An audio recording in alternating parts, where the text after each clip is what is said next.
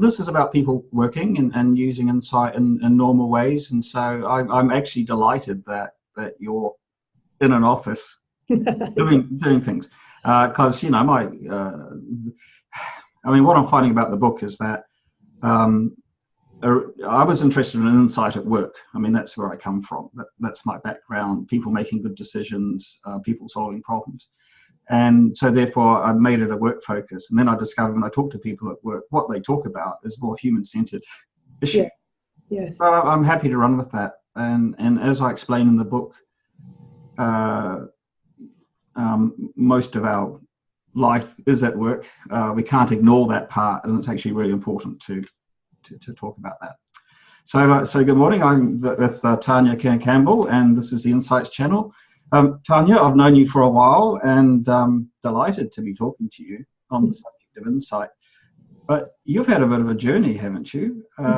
Your background was in mental health, and now I see you're in an office, and I think over your shoulder there's a Scrum board. So perhaps you could tell us a bit about how you got to where you are. Yeah, so I'm now contracting at a company called Freedom, which is a software development company for financial software. Recently been bought by Visa. I've been here a couple of years, so my background is in mental health. So initially I went out just wanting to understand what creates human potential. And I discovered that a lot of the field was looking at pathology, so that was very frustrating to me. I wanted to look at recovery. And to cut a long story short, my career quite quickly moved into change management. So I was really interested and keen to help change the system, how health professionals and organisations viewed people and worked with them. So I had my own social enterprise in the UK, running workshops around recovery, and did quite a bit of transformation work in the NHS, and then worked for the National Institute of Mental Health, looking at how we can change people's thinking in order to change their practice, in order to change the system. And on my return to New Zealand with my family, I was curious about whether what I'd learned around what makes an individual change their minds and work completely differently after many, many years of working in a certain way, and also how to influence leaders and help them bring out their own potential consistently so they can bring out the best in their teams, whether that was applicable in the commercial world. And so I had a bit of a play, and of course it is highly applicable because we're talking about the human mind and how humans work. So I'm now working mainly exclusively in the commercial world, working with leaders. That's I'm just thinking, there's a couple of things we've got in common. And the first one is a background of the three principles, which I talk about in the book. And you're the first person, I don't know if I can call you a three principles practitioner, we'll go into that. But certainly that understanding that we talk about in the book, you're applying into the business world. So I'd love to explore that with you. And the second thing is my background is in software development, and I'm trying to work out how someone from a mental health background has got into something like Agile and Scrums. Yeah, so believe me, I am not a technician, and every day I laugh because I'm working with these incredibly talented, bright folk, but my role is not about the software development. It's about understanding how teams can excel, what leaders need to bring out the best in their teams, and how organisations and departments can excel, and how is it that you bring out the best in an individual, in a team, in a department, to help fuel the organisation. So for me, it's about the system, and how what people need to bring out the best in themselves, and what organisations need in terms of the intelligence of the folk on the floor.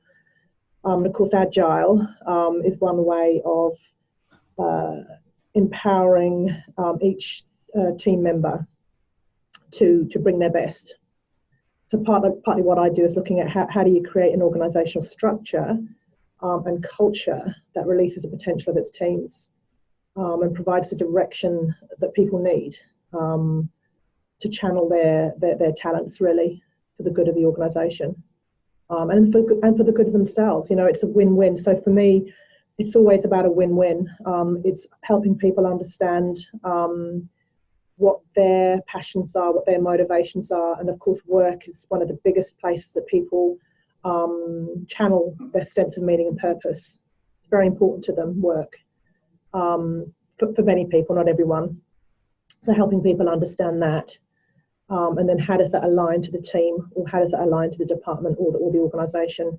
So it's quite, it's just amazing, rewarding work, because you get people living their potential within organisations that are living theirs. Really is a win-win. So I'm coming to this from a technical background, although that wasn't my interest. And I love a good tool. Yeah. Yes. And I love things like Agile. I love things like design thinking. Yeah. We actually talk about some quite nice tools that are designed to provide insights into what's going on. But of course, IT has this sort of technical tool set sort of view. So whereas Agile, when it started with its manifesto, talks about a mindset. Yeah. So is that something that you need to communicate? Is that what you do? I mainly work with leaders rather than teams as such, but I do believe each individual is a leader. They have, personal responsibility to understand how to bring out the best themselves, and then others as a team member. So I mainly work with leaders, and with leaders, it's more around, understanding mindset. That's key in leadership, because as a leader, you will be put under pressure. There will be challenges along the way. You do have to think creatively. Insight is required. So it's almost a non-negotiable that you look at yourself and develop your own mindset. You can't step into leadership without it. So that's what I help with, helping leaders understand what they need in order to be resilient, to be effective in their roles for the organisation and for themselves, and looking at how our experience has been created is very helpful, because it just takes away a lot of thinking that a lot of leaders tend to do, trying to manage their thoughts, trying to manage everything, that there's a lot of overthinking. And the paradigm, or the 3 principles paradigm, helps reduce that thinking markedly. And it's an incredibly powerful way of leading. You mentioned something. So when I talked to leaders, they're now understanding the value of mindset. Yeah. This is, they understand about creating the right environment for success. Yes. And there's a lot of work in that. But something you mentioned about how they experience what they think is happening in the world, So, like I said, often when there's challenge and change, which of course life is, especially in the software world, you have to be, need to be able to pivot. You need to have that mental agility. That's key. So there's a requirement for being able to put aside what you think might be going on based on your knowledge, on your learnt knowledge, and look at whatever it is, or whatever decision needs to be made without bias, in order to see the reality of what's occurring, what the possibilities are, given the circumstances, given what you have access to in this moment, in order to make the right decision rapidly. And that requires, that is a skill, it's a talent, but it's also something that can be learned. And the 3 principles paradigm is the way in which I help leaders understand that, if they're open to it. So there's a lot of talking about leadership and how it seems to be an innate skill, and then there's talk about how leadership can be learnt. I'm guessing you're on the can be learnt point of view. A key part of coaching leaders for me is having a conversation with them about their why. So why are you choosing to be a leader consistently? That's really important, because some people are choosing leadership because of the greater income, or what that means in terms of position, and then there's leaders who really are very passionate about what they're doing and want to create change, and so you can teach leadership skills, but only if the person has a clear motivation to be a leader, because it's not an easy role. So that's where coaching starts. Why do you want to become a leader? So to get a look at what you're inviting into your world, because it's not an easy choice. And if you've got a very strong motivation, like like a lot of leaders do, then that will empower you. That'll provide you a consistent source of motivation, insights, and then you can learn much more about how the mind works and how important that is actually in leadership. So it can be taught, but you can't. I don't know. It's not something that you can learn and then apply and be a great leader. You've got to want to be a great leader. So there's the motivation there, but one of my secret reasons I wanted to talk to you is that insight or understanding of ourselves goes a long way. Yeah. And a question for you: do you deliberately try and provoke insight in people? Is that part of what you do? And if you do, I'm very. Says Tanya. I think I'm quite respectful in the way I approach people. When I first start coaching a leader, particularly, there is a contract. So right at the beginning, I had that conversation about what it is I do and how. And one of the things is, take a look at why you want to be a leader. But also number two is how I work, and I need permission. So I need permission to do the best I can for you as a coach, and that will be to give you harsh feedback, to be to raise things to your awareness that you might not be aware of about yourself or the way you perceive the world. To challenge is a big part of my coaching, but lovingly, because it's for their growth. But I need that permission. So yes, I do that. I do help challenge folk, but I need their permission first. And if I don't get the permission, I don't do it, because it's disrespectful. It doesn't go down well. It just doesn't work out well.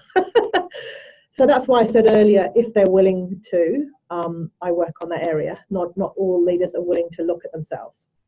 Okay, so this is a little bit of looking inside, or asking people to reflect on the way they see the world.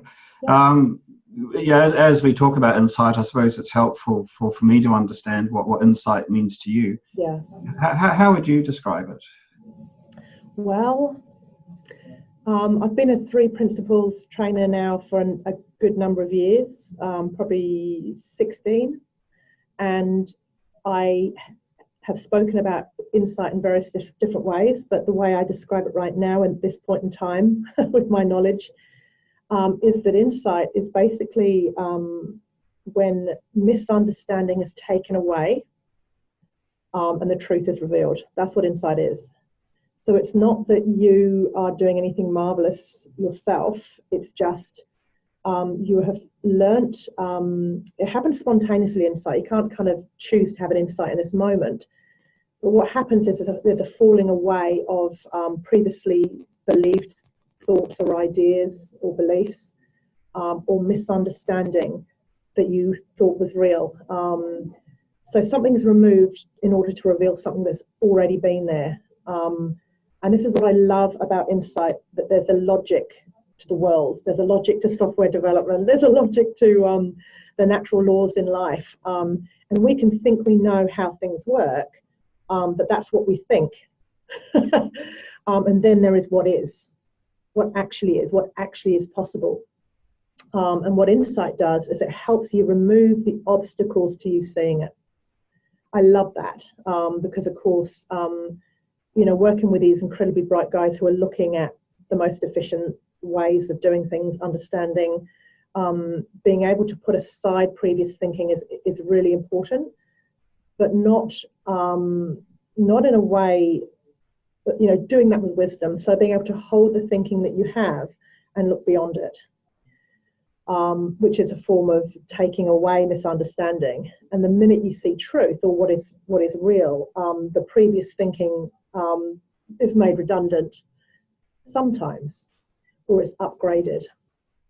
So that to me is insight, is seeing something you haven't seen before to that depth or that level, whether it's a new way to create code, or a new way to talk to your child, a new way to understand your employer, a new way to communicate strategy. As human beings, we're hardwired to gain insight. We're hardwired to evolve, to adapt to our environments. And as humans, we're constantly pushing ourselves, especially in business.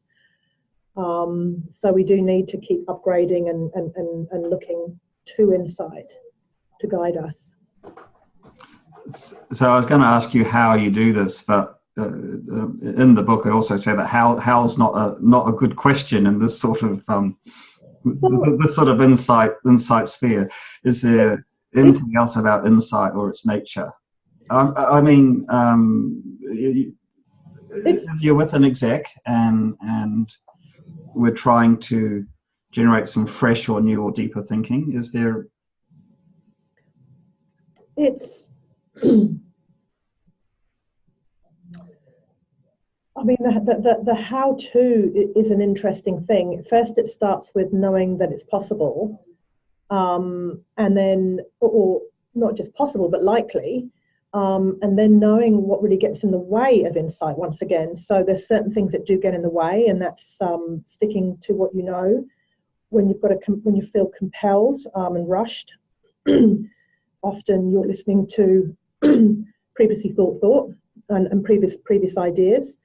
And depending on the nature of the fresh thinking you're requiring, it does need a different way of being in a meeting, being in a moment. That requires a bit of a pause. And for some people, they do that naturally. For others, they need to develop a relationship with that side of their minds. And it really is, I mean, that's what I say in coaching. It really is about developing a new relationship with insight. The minute you start to become familiar with how it feels, then you tap into something, you tap into a knowledge that really is incredibly powerful, and you can't go back. So it is like, your neuro pathways are developed to then look for insight, to be open for insight. It happens. It's a fact of our biology, that your mind wants you to explore what's going to be best for you, So it's understanding what's in the way, and we all have our own things that get in the way. Feeling rushed, feeling compelled, strong emotion, but you have to, it's very individual. And that's what I do in coaching, is help the individual understand how they work and how it feels to them.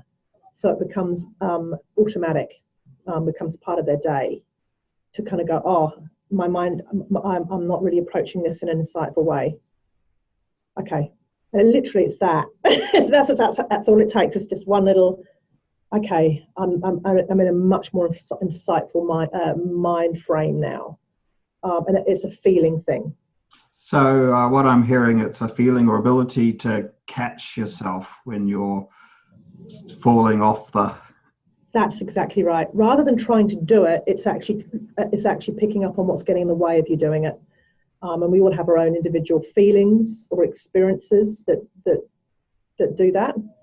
And let's face it, there are times when you're just insightless, and just accepting that for what it is, but knowing that other people in the room may not be there.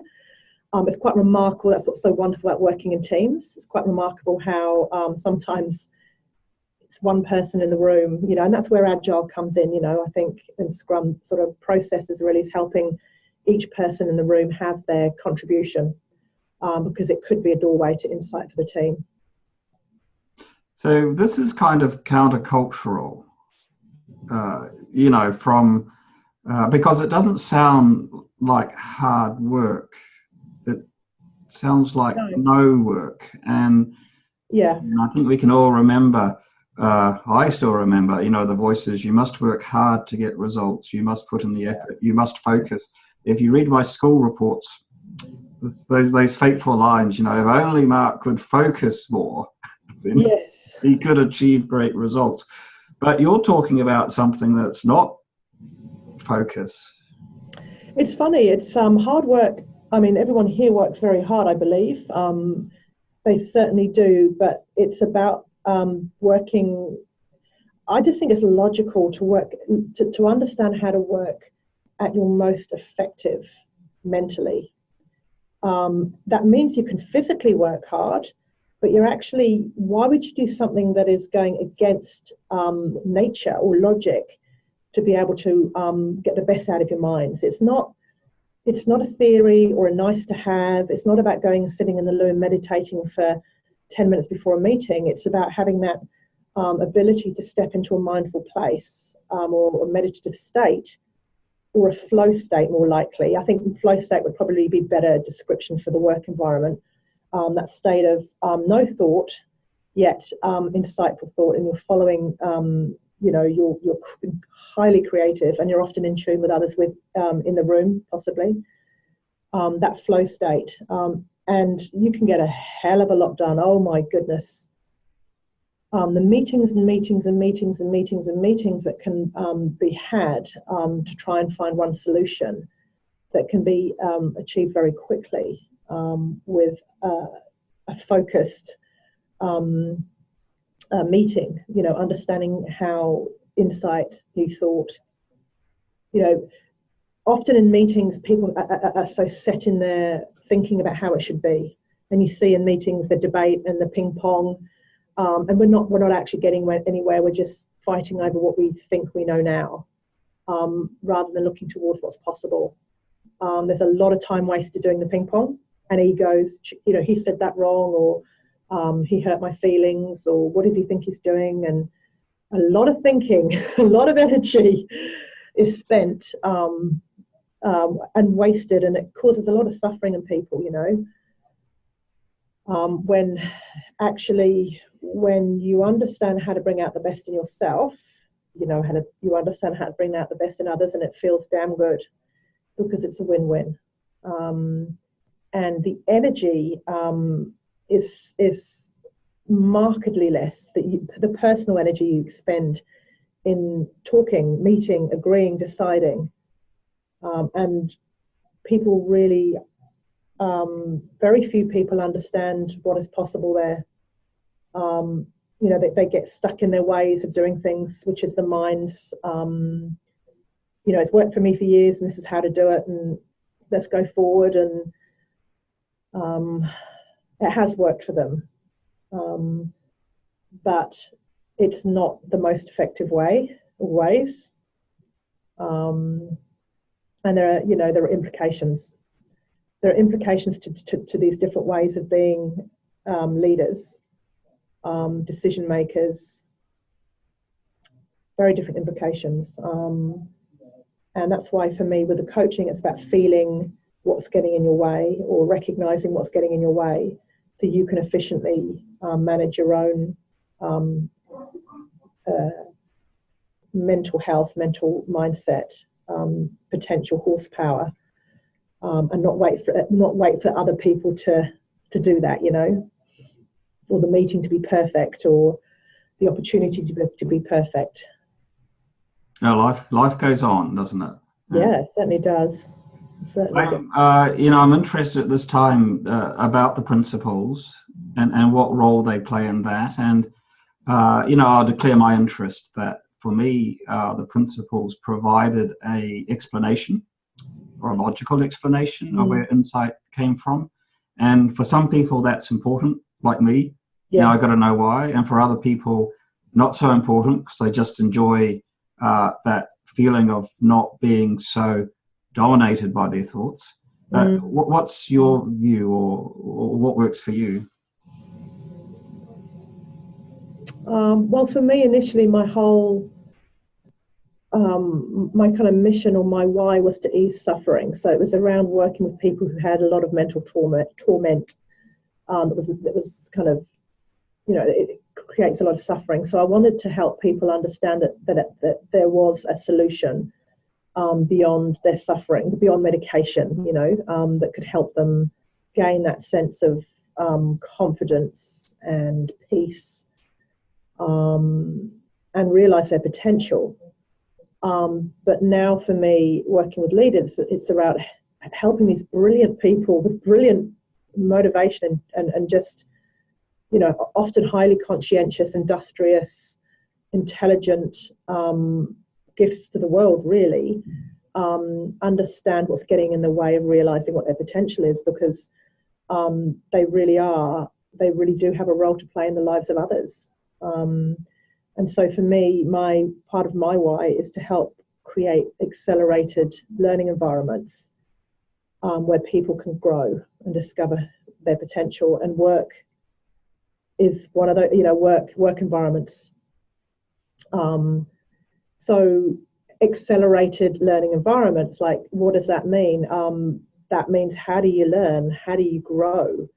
And learning and growth is a cognitive, physical thing. It's learning about what your potential is, what the potential is in the room, in the business, is incredibly powerful. So once again, the three principles, or the three principles as a paradigm, is how I teach them. Teach the three principles, provides a way of understanding how human potential works. Stat, full stop. It works one way. And obviously tapping into that for yourself and understanding that for yourself helps you realize what you're capable of in each moment. And as you learn what you're capable of, you also get to understand how to bring that out in others. So clearly, as a leader, it's a very powerful thing to do, to help other people realize their potential. And especially then as a team, that to create a direction in the team, or a power in the team, is very powerful. And to me, it really is a very simple thing. There's some very simple principles at play that really help most people that hear about them. It demystifies the flow state, for example. It demystifies insight. Because insight is not about intelligence. It's not about banging away using your intelligence.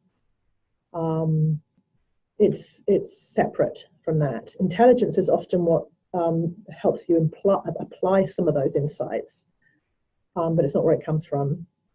So my role is to help people understand where to look, how that feels, or what that experience is like. So they can kind of, literally like lay down neural pathways so it becomes more regular, that they look for insight. And there are just these little mental checks that you can do, mental and physical checks that you can do, that tell you whether you're in line to your potential or not. It's a black and white thing, really is. You'll have to tell me how. Well, thought, the way we experience the world, comes to us via thought. Full stop. We think we're seeing the world out there. You look out here and you think that's what you're seeing, but if you tap into how your feeling state, I suppose, around what you're seeing out there, that gives you a clue to the thinking you're having around it. So there's the world out there, the tangible world, and then there's your perception. Human beings can't perceive the world any other way but via thought. That's how we're built.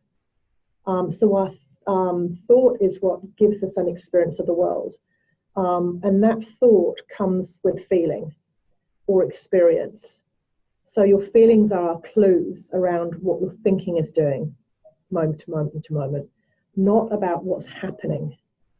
So many people think that their feelings are coming from what's happening in their world.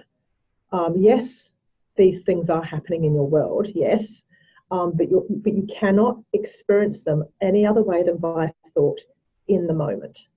And thought changes. And you have no control often over what you think. Now that seems almost contradictory, but it really helps us out, because if you can't control often what you think in the moment, then it means that you have to take your thinking a little lighter. You have to take your thinking a little lighter. That insight really allows you to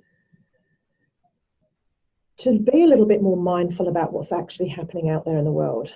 Is this, the feeling you're having are clues around your thinking, not about the world. That is a profound thing to have insight into. Oh, so I just heard something that you're saying. Let's try this again. That your feelings are not about what's happening in the world. They're a guide to your thinking about what's happening in the world. Is that what you... But yeah, they're not even a guide. They're a reflection. It's an absolute. So your feelings are coming from thought in the moment. They're coming from. Feelings don't come from anywhere else other than thought in the moment. That's where feeling comes from, or experience, or mindset, or mood, or sensation, even physical sensation.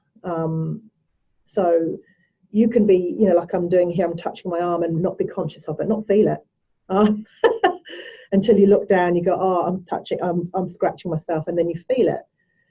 So we have this ability to be aware of whatever is in front of our eyes, and that would be, our ability to perceive. And then we think about it. And it's not that this is all very clear to us. It's incredibly fast thought. And by the way, thought is constant. It's not like it stops and then goes and stops and goes. It's constant. 100% of the time we're experiencing thought. We're experiencing our reality through thought. So pointing back to pointing back to the source of our experience is really helpful, because it points back to the source of the place called, where insight comes from. Insight doesn't come out from out there. It doesn't come from God sending you, winging his way across the universe and tapping on the shoulder. It comes from within, because this is where thought is generated, through our minds, through our consciousness. And that can be a very spiritual thing if you look there, if you want to look there, but it's a profoundly logical thing. This is how it works. It's what we think about it doesn't matter. It's a fact. It's how it works, So it kind of makes sense to kind of understand it. Are you saying that we shouldn't trust our thoughts? Not all of them. Absolutely not. That would not be a good idea. That would not be a good idea. Because if you think for a moment of some of the thoughts you have had, and as you know, thought can come in so quick, and feeling, depending on who you are, some people are more aware of their thinking than they are of their feeling.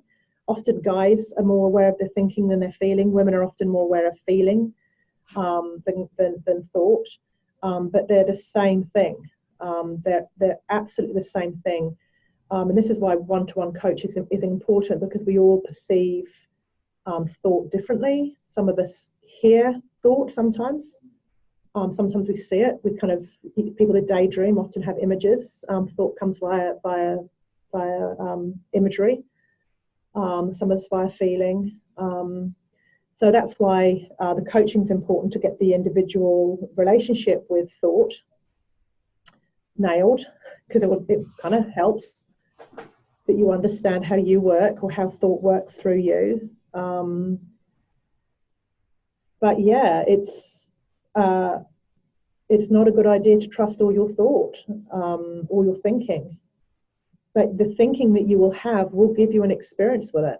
And that's what's so wonderful about this system. That's the logic behind it, is that thought and feeling are coupled together.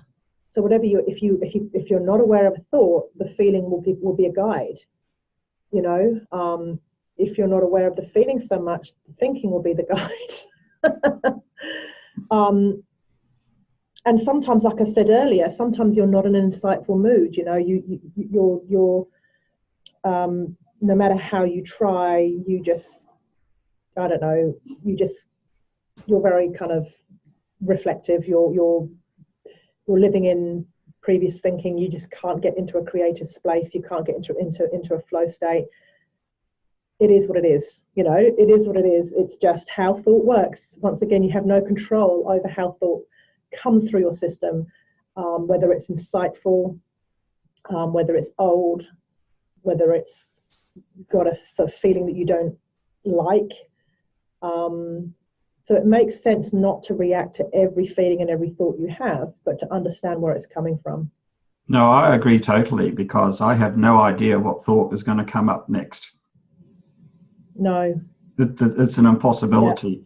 Yeah. So it's probably worthwhile not to just act on the next thing that turns up. And you know, the first thought that enters your head, if we all reacted to the first thought that enters our head, say in a meeting or a conversation, then my goodness, you know, I'd hate to think how things would turn out. Well, I've been in those meetings.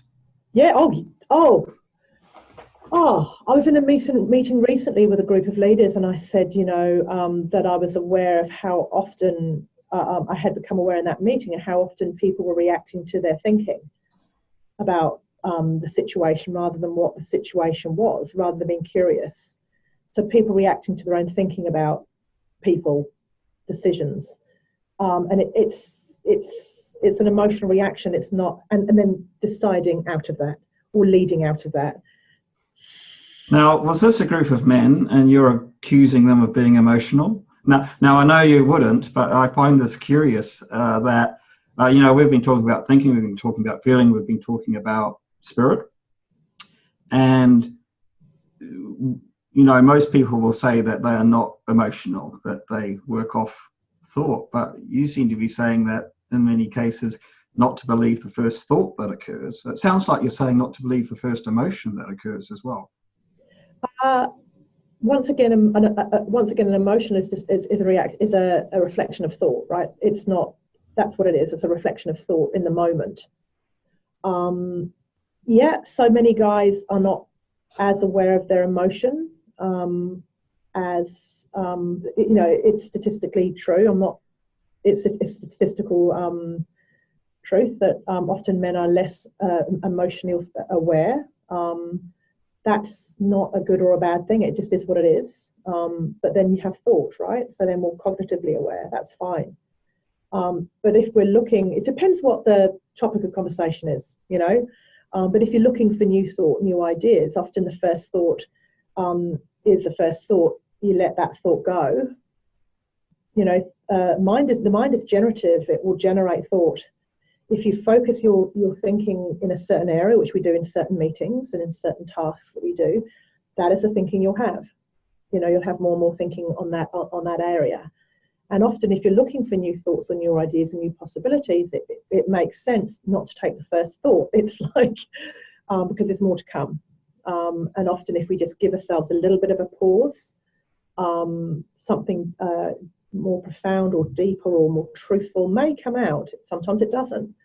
But it's just having perhaps even, I'm talking about a pause, counting to 2 or 5, as opposed to just, you know, it's quite, or even just rather than a stream of consciousness, you know, in terms of talking, is actually allowing the thought to rise, and before you talk, because sometimes behind it is dynamite. And if you're reacting constantly to the first thought, you really, really are not realizing your potential. You're really not. Because often the first thought is just like a right hemisphere reaction. You know, it's what you know, or what you know rejigged, but it's the same stuff. It's okay, let your right hemisphere do it. Like, let it do it, and then it shuts up, and then the right hemisphere comes in and starts going, yeah, but then there's this. Tanya, it's always good to always good to talk. Yeah. And I've got a final question for you. And you're sitting in an office in a software company, which is very technical. Yeah. And Scrums and Agile. So this is pretty intellectual stuff, and your company's pretty intellectual. Yeah. But we've been talking about thoughts, feelings, emotions, spaciousness. How well does that go down in that traditional?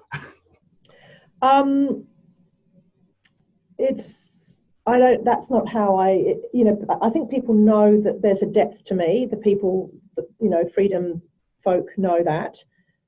So I have people approach me, but it's not certainly something that I talk like this openly in a meeting. And once again, I am respectful enough to ask permission, because people have got to be open to want to understand how to get the best out of themselves. And I guess I'm still here because I've been having some success in some of the work I've been doing around creating leadership teams and creating strategy and culture. The vision and mission statements that we've come up with here at Freedom, and our wonderful values that are all over the wall. That's kind of the soft stuff, as they call it, but it's the glue that keeps the company together. And with Agile, you have to work in a team, and there's a requirement now. To be more than a doer, unfortunately or fortunately. So you can't, you do have the developers who are literally just developing, but they have to work with the architect, they have to work with the tester, they have to work with their team. So uncomfortable as that may be for some folk who are perhaps a little bit more introverted, they're having to adapt. There is an increasing requirement now to work more collaboratively. It's a shift in our society. That's what we want. Gone are the days of hierarchical telling. As we're working more in complicated, complex environments, we need to develop those skills. We're not working in the simple domain anymore. It's not in industry. We're working with software. It's complicated and complex. So you need to talk to others. You need to think on your feet. You need to pivot. You need to look at what's possible. So there's a greater requirement for us to have those skills. And it's logical stuff. It's wonderful stuff. And my role is to be here to help folk understand that. But I certainly don't ram it down in anyone's throats. You have to be willing and open. And as with anything, if someone is willing and open, they will learn. That's learning. Are you finding greater openness to this in recent years? Yes. There's been a lot of talk about plasticity and neurogenesis. People are much more interested in the mind. It's fascinating talking to folk around here. There's an interest in neurology and brain science, and part of me is like, yeah, it's pretty cool stuff, but you have to realize what fuels that, which is thought.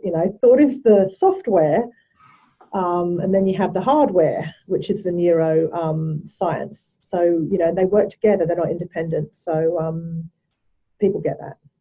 Cool.